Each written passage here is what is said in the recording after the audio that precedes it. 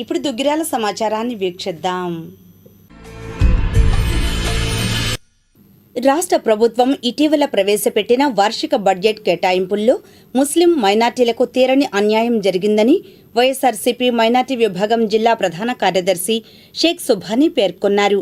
శుక్రవారం దుగ్గిరాల ముర్తజానగర్లో విలేకరుల సమావేశం ఏర్పాటు చేశారు. ఈ సమావేశంలో పఠాన్ మస్తాన్ వలీ, షేక్ హుస్సేన్ సాహెబ్ తదితరులు పాల్గొన్నారు. ఈ సందర్భంగా సుభానీ మాట్లాడారు. ముస్లిం మైనార్టీలకు తీరని అన్యాయం జరిగింది. 3,32,205 కోట్ల రూపాయలతో వార్షిక బడ్జెట్ ప్రవేశపెట్టిన ప్రభుత్వం మైనార్టీలకు బడ్జెట్లో కేవలం 6,090 కోట్ల రూపాయలు మాత్రమే కేటాయింపులు చేసింది.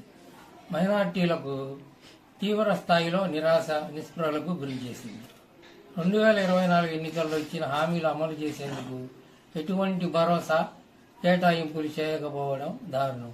2024 ఎన్నికల్లో ఇచ్చిన హామీల్లో ముస్లిం మైనార్టీలకు 50 ఏళ్లకే పింఛన్ ఇస్తామని చెప్పి ఉదరగొట్టారు. పేద యువతుల తల్లిదండ్రులకు గౌరవప్రదంగా వివాహం చేసేందుకు దుల్హన్ పథకం కింద ₹1,00,000 ఇస్తామన్నారు.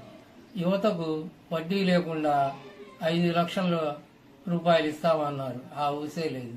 మైనార్టీల స్కాలర్షిప్లు, ఇస్లామిక్ బ్యాంకు, మసీదుల మరమ్మతులకు ఇస్తామన్న నిధులు, ఈద్గాలకు స్థలాలు కేటాయిస్తామని చెప్పారు.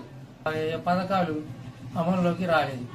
19 ఏళ్ల నుంచి 59 ఏళ్ల మహిళలకు నెలకు ₹1,500 చొప్పున ఏడాదికి ₹18,000 ఇస్తామన్న హామీ, డాక్రా మహిళలకు 0 వడ్డీ కోసం 3వ బడ్జెట్లోనూ నిధులు కేటాయించలేదు. గ్రూపులు తీసుకున్న రుణాలకు 0 వడ్డీ వర్తింపజేయకపోవడంతో మహిళలు అధిక మొత్తంలో వడ్డీ చెల్లించాల్సి వస్తుంది. బ్యాంకు అప్పులు పెరిగిపోతున్నాయని మహిళలు ఆందోళన చెందుతున్నారు. అధికారంలోకి వచ్చి దాదాపు 2 ఏళ్లు అవుతున్నా ఇప్పటి వరకు ఈ పథకాల అమలుకు ₹1 కేటాయించకపోవడం శోచనీయం. పైగా సూపర్ 6 పథకాలు పూర్తిగా అమలు చేసినట్లు చెప్పడం విడ్డూరంగా ఉంది.